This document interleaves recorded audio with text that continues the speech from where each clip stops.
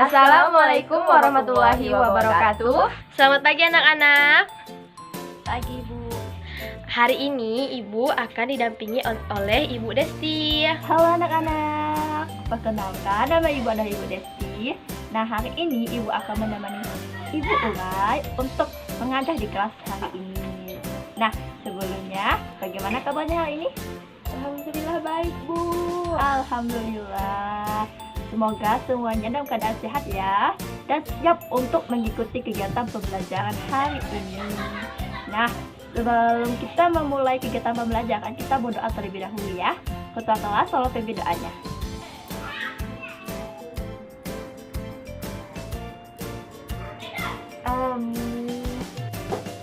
Untuk presensi hari ini, anak-anak bisa langsung mengisinya lewat Google Form yang telah Ibu kirim linknya di WA Group ya. Hanya berlaku 1x24 jam.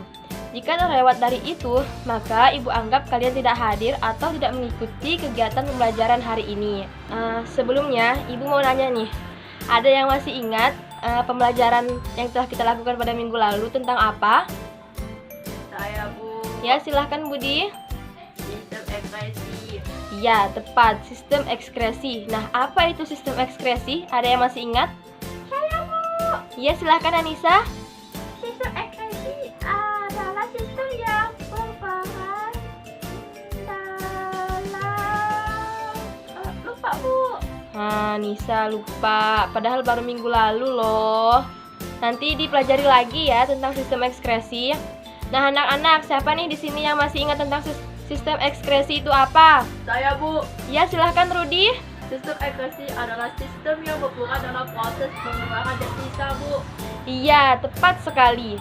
Baiklah, Ibu ingatkan kembali bahwa sistem ekskresi adalah sistem yang berperan dalam proses pengeluaran zat sisa metabolisme yang tidak lagi digunakan oleh tubuh melalui organ-organ ekskresi. Nah, anak-anak, hari ini kita akan membahas materi baru, yaitu tentang sistem pernapasan. Submaterinya, struktur dan fungsi sistem pernapasan manusia. Adapun tujuan pembelajaran kita hari ini, yaitu pertama, peserta didik mampu menyebutkan organ pernapasan pada manusia.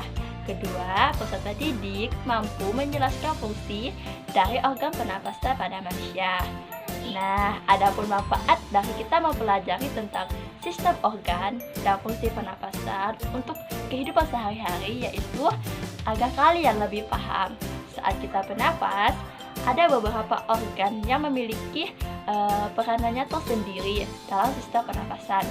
Nah, kalian jadi lebih menjaga organ-organ tersebut, karena jika salah satu organ tersebut tidak berfungsi dengan baik, maka pernapasan pun akan terganggu. Oke anak-anak, Ibu ingin bertanya, kalau Ibu tidak keliru, Ibu ada menyuruh kalian untuk menonton video sistem pernapasan terlebih dahulu sebagai acuan pembelajaran kita pada hari ini. Apakah benar anak-anak? Benar. Link videonya sudah Ibu kirim di grup WA kan? Iya Bu. Dari link video tersebut, apakah sudah kalian tonton? Tentu sudah Bu. Oke, bagus sekali. Nah, dari video yang telah kalian tonton, apakah ada yang belum kalian mengerti atau yang belum kalian pahami? Silahkan bertanya. Ada Bu. Ya, silahkan Ayu. Dari videonya kan menjelaskan bahwa jalan keluar masuknya udara bisa melalui mulut atau lubang hidung. Namun, ketika kita bernapas dengan lubang hidung, itu lebih baik. Mengapa demikian Bu? Oke, bagus sekali pertanyaan dari Ayu. Terima kasih ya Ayu atas pertanyaannya. Wah, bagus sekali ya pertanyaan dari Ayu, teman-teman. Namun, sebelum kita menjawab pertanyaan dari Ayu, di sini Ibu akan menjelaskan terlebih dahulu materi tentang sistem pernapasan ini. Kalian juga boleh nih mencari sumber-sumber lain, baik itu dari jurnal, artikel, ataupun video dari YouTube. Nah, semuanya, tolong ya diperhatikan dengan bersama penjelasan dari materi dan juga gambar yang akan Ibu tampilkan nanti. Untuk penjelasan awal akan dijelaskan oleh Ibu Urai. Silahkan Ibu Urai.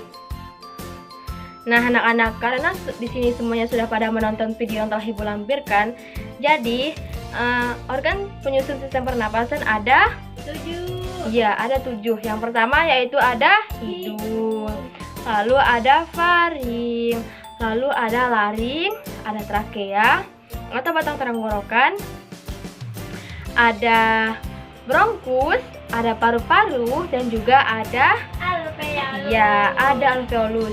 Nah, anak-anak perlu diketahui bahwa organ-organ tersebut yang sudah kita sebutkan barusan memiliki peranannya dan fungsinya masing-masing pada sistem pernapasan. Yang pertama yaitu ada hidung. Dapat anak lihat di sini ya, merupakan gambar dari hidung. Nah, hidung tersusun atas tulang rawan, yang dimana hidung ini memiliki 2 buah rongga dengan 1 buah sekat. Hidung kita memiliki keistimewaan karena memiliki rambut-rambut pada rongganya. Nah, fungsi dari rambut-rambut pada rongga hidung adalah untuk menyaring udara yang masuk, menyaring udara dari kotoran, dari debu, dan dari kuman penyakit lainnya. Nah, di dalam hidung juga terdapat selaput lendir atau mucosa. Nah, fungsi dari selaput lendir ini untuk menghangatkan dan melembabkan udara. Lalu yang kedua ada faring. Ini merupakan gambar dari faring.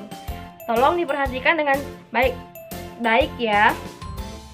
Nah, faring ini terletak di bagian belakang rongga dada dan rongga mulut.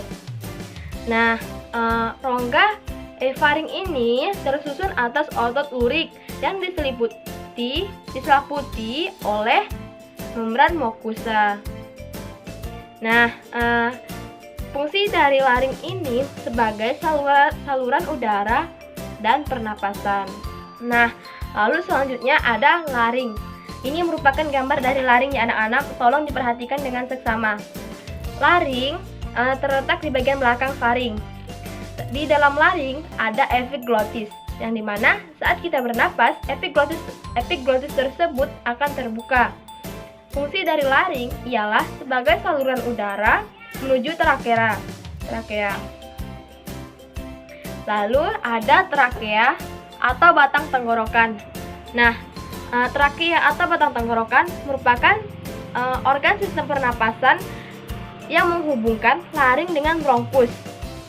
Dinding dari trakea ini tersusun atas tulang rawan, dan di dalam trakea terdapat sel-sel epitel dengan rambut getar yang berfungsi untuk mengangkat atau mengeluarkan kotoran dari udara yang masuk, ikut bersama dengan udara yang masuk. Baiklah, itu penjelasan dari Ibu. Selanjutnya akan dijelaskan oleh Ibu Desti. Baiklah anak-anak, Ibu akan melanjutkan penjelasan dari Ibu Urai. Nah, selanjutnya organ penyusun sistem pernapasan ada bronkus atau cabang batang tenggorokan. Untuk bentuk bronkus itu bisa kalian lihat dari gambar ya. Nah, bronkus ini bercabang ke kanan dan ke kiri. Namun, percabangan ke arah kiri itu lebih panjang, lebih sempit, dan lebih mendatah daripada percabangan bronkus ke arah kanan. Nah, di sini bronkus berfungsi sebagai saluran udara menuju bronchiolus dan juga alveolus. Selanjutnya ada paru-paru atau bisa juga kita sebut sebagai pulmo. Nah, untuk gambarnya bisa kalian lihat dari gambar. Kalian perhatikan dengan baik-baik gambarnya ya. Nah, paru-paru ini terdiri dari 2, yaitu paru-paru kanan dan paru-paru kiri. Untuk paru-paru kanan memiliki 3 gelambir atau lobus, sedangkan paru-paru kiri hanya memiliki 2 gelambir. Pada bagian depan paru-paru terdapat 2 lapis selaput pembungkus paru-paru yang kita sebut sebagai pleura. Nah, di dalam pleura ini terdapat cairan limfa yang berfungsi untuk melindungi paru-paru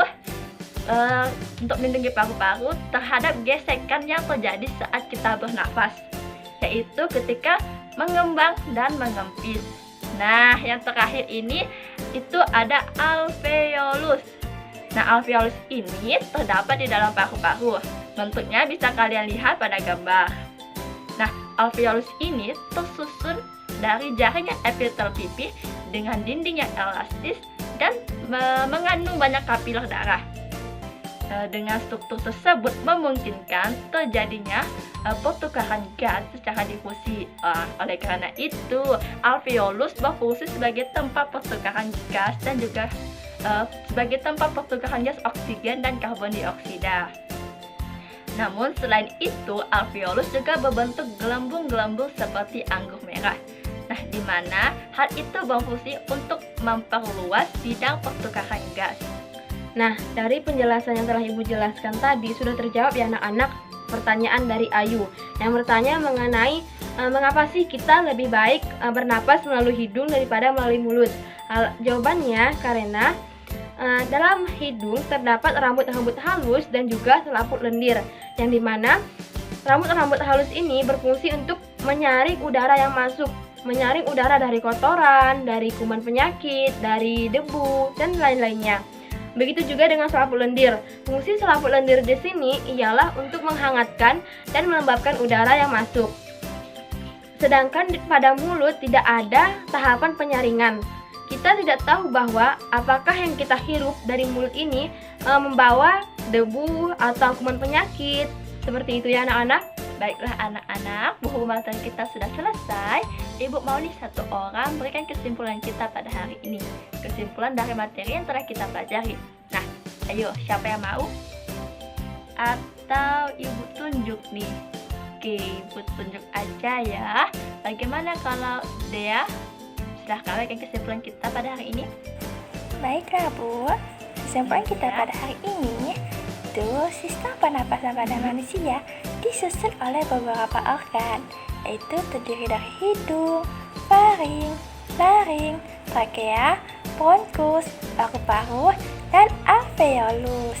Nah, masing-masing organ penyusun ini memiliki struktur yang membantu untuk menjalankan fungsinya dalam sistem pernapasan. Ya. Sudah Bu. Oke, terima kasih ya Dea atas kesimpulannya. Nah anak-anak, itu merupakan kesimpulan kita pada hari ini. Semoga apa yang kita pelajari hari ini dapat bermanfaat. Nah, untuk pembelajaran kita pada hari ini, tolong dibaca kembali dan ingat-ingat kembali ya, karena minggu depan akan Ibu tanya-tanya kembali mengenai materi hari ini. Saya minta tolong kepada ketua kelas untuk memimpin doanya.